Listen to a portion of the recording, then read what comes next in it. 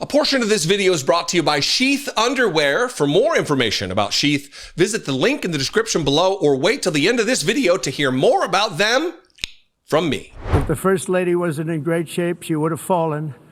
But she's in great shape. We're both in good shape. We both stood.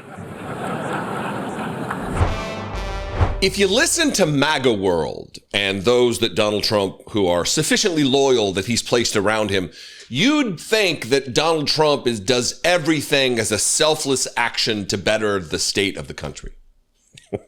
You'd also be very stupid. Because Donald Trump in no way does anything that isn't going to better his position financially or relative to the amount of power he's able to claim for himself.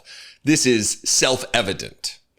All of the claims that he donates all of his salary, he's doing this for free, are lies. Donald Trump has inexorably increased his wealth, his net worth through the presidency. This time, more than ever, even in the first time. It was paltry in the first term compared to what he's doing now with the crypto scams and the perfume and the phones and the shoes and the trading cards and the name a grift that Donald Trump isn't involved in. So it's interesting. He's at the UN right now giving a speech. In this very moment, he's speaking. I've got 4 clips for you that really go to the heart of Donald Trump not giving a shit about the country, not trying to better the position diplomatically or security-wise or financially for the country. He's not worried about any of that. He's there to air his grievances, to whine and complain about how he's not appreciated.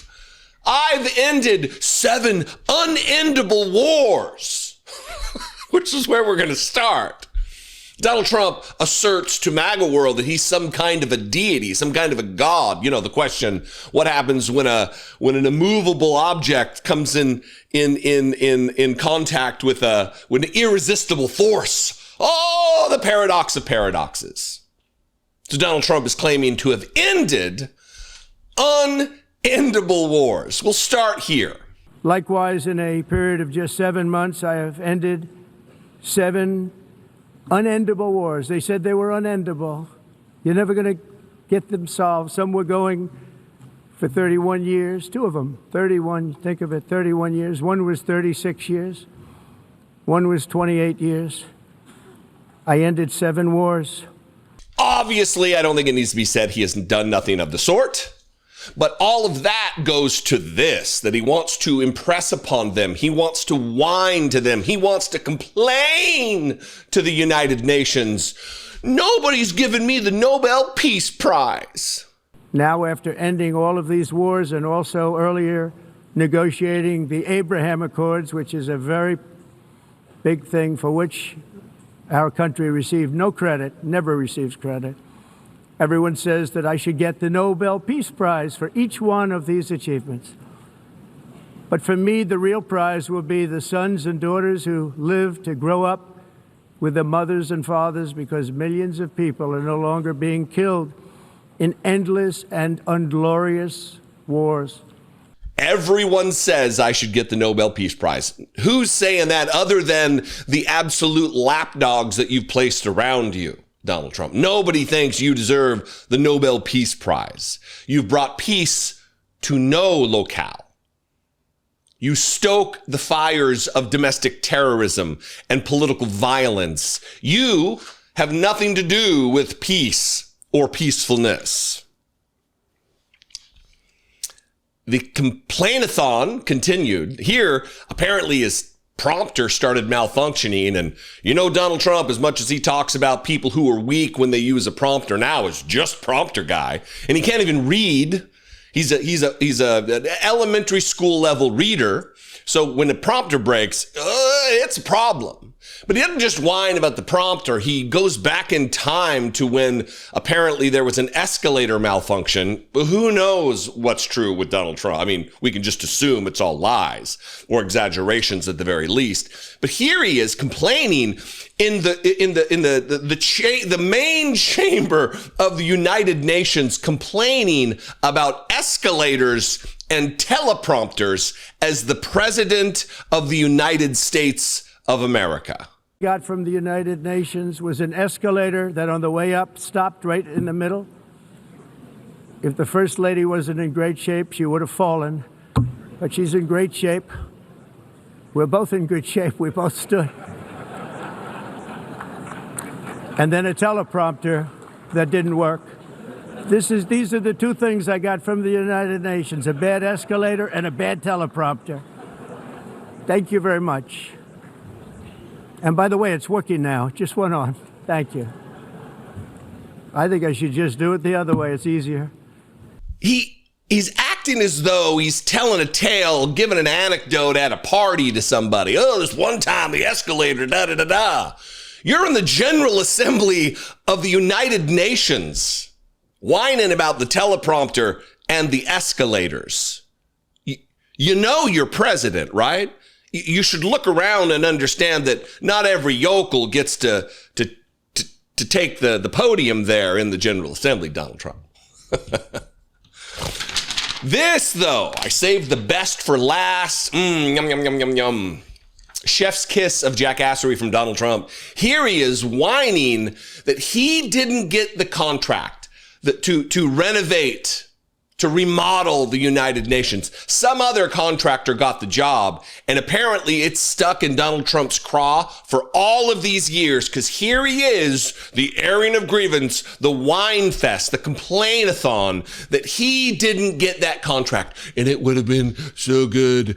The tiles would have been, I'm low energy Jeb. He can barely keep his eyes open. It is nap time for Grandpa, but watch him embarrass the United States of America, embarrass us on a national, international stage as he complains about not getting work from decades ago. Many years ago, a very successful real estate developer in New York, known as Donald J. Trump, I bid on the renovation and rebuilding of this very United Nations complex. I remember it so well.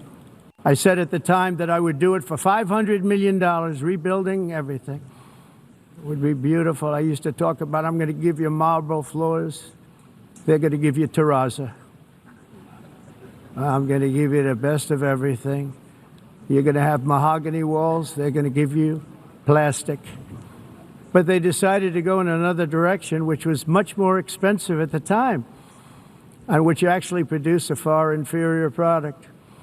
And I realized that they did not know what they were doing when it came to construction, and that their building concepts were so wrong, and the product that they were proposing to build was so bad and so costly.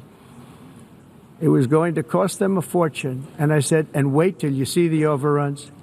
Well, I turned out to be right. They had massive cost overruns and spent between $2 and $4 billion on the building and did not even get the marble floors that I promised them. You walk on terrazzo. Do you notice that? As far as I'm concerned, frankly, looking at the building and getting stuck on the escalator, they still haven't finished the job. They still haven't finished. That was years ago. What relevance does this have to anything? How does this better the position of the United States of America economically, militarily, diplomatically? The answer is it does not. It moves the needle not. If anything, it diminishes our stature on a global stage. We are a punchline in the world because of Donald Trump.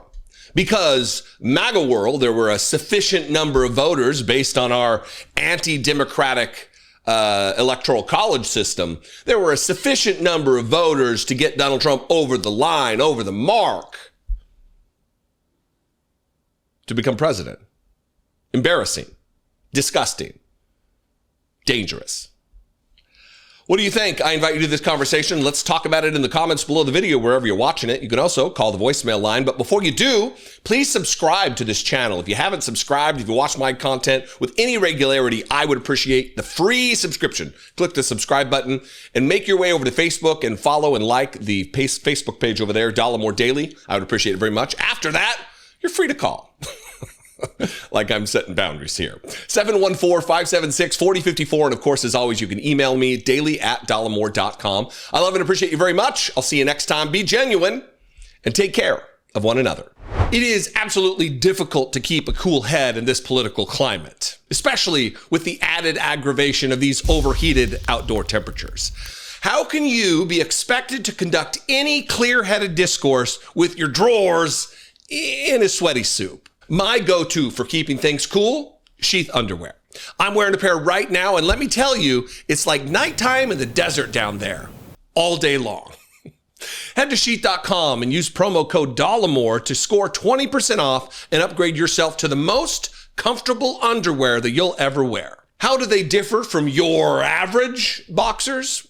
Well, let me tell you. Invented by a U.S. Army veteran while serving a tour in Iraq, Sheath's boxer fabric is designed with a moisture-wicking technology. Their underwear features a unique dual pouch system that keeps all your man parts comfortably separated instead of sticking together. We all know the feeling of the old eggs getting stuck to the pan, if you know what I mean. My favorites are the airflow meshes, which seem especially equipped to handle my thighs, bigger thighs. But Sheath has also tons of other fabric options and designs that you can get into. And I'm clearly not the only one singing the praises out there. Sheath are recommended by multiple doctors and urologists and have over 20,000 five-star reviews. Also, Sheath supports multiple charities like Socks for Soldiers and Doctors Without Borders. So while you're upgrading your undies, you can be making the world a more upstanding place too. It's tough to focus on draining the swamp when you are swampy mess yourself. Sheath's boxers will help you keep the temperature down by bringing up the level of comfortability. Score 20% off right now at sheath.com and use promo code Dollemore.